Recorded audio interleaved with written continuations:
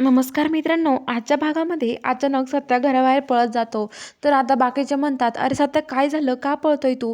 तर आता सत्या म्हणतो, सत्या तसं काहीच सांगत नाही आणि बघतो तर काय, बाहेरून सगळी आग लागलेली असते आणि तिथे आता तात्यासाहेबांची माणसं आहेत, ते पण तिथे आलेले असतात आणि तात्यासाहेबांची माणसं जी असतात, तर ते माणसं पण तिथे आता हे करत असतात. ते आग लावून पळतात तिथून.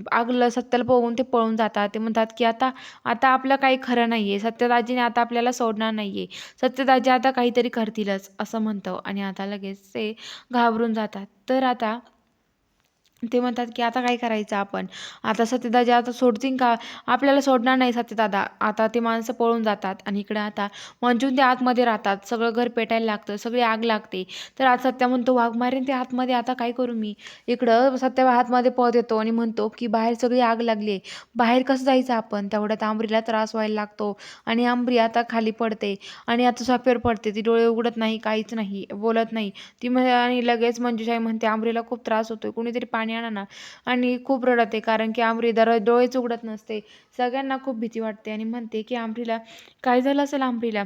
सगळेजण खूपच घाबरून जातात. आमरीला उठवायचा प्रयत्न करतात, पण आमरी काय उठत नाही. तिचे डोळे बंद झाले असतात. तर आता सत्या पाणी घेऊन येतो आणि मग तिच्या डोळ्यावर पण टाकतो, तरी पण आमरी उठत नाही. सत्या म्हणतो, की "हे बघा वाघमारे, आता आपण आहे ना, आमरीला आहे ना उचलून बाहेर नेऊ, कारण की आता आपल्याला इथून बाहेर पडणं जास्त महत्त्वाचं आहे.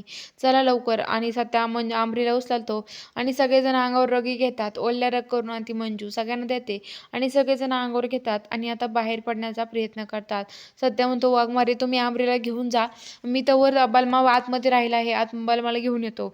तर आता मंजू म्हणते, "ठीक आहे." तर इकडं आता सत्य जो असतो, मंजू ते सगळेजण सुटून बाहेर येतात. तर आल्यावरती आता तो सत्य आहे, तो सत्य आता हे करतो. सत्य आता मंजूजवळ समोर तो म्हणतो, की "वाघमारे, तुम्ही माझ्यासोबतचं एक नातं तोडून टाकलं. तुम्हाला काहीच कसं वाटलं नाही?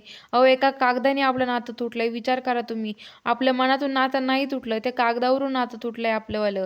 त्यामुळं आपलं हे नातं जुटलंच पाहिजे, परत जोडलं पाहिजे." असं म्हणतो आणि जे कागद असतात दिवस पेपर आणि ते सत्य हातात घेतो आणि जाळून टाकतो आणि म्हणतो, की "वाघमारे, इथून पुढं आता आपलं नातं एक झालं आहे. आपल्यात दिवस वगैरे काहीच नाही बरं का," असं सांगतो. तर बघूया आता पुढील भागात काय घडतं. बघायला चॅनलला सबस्क्राईब करा.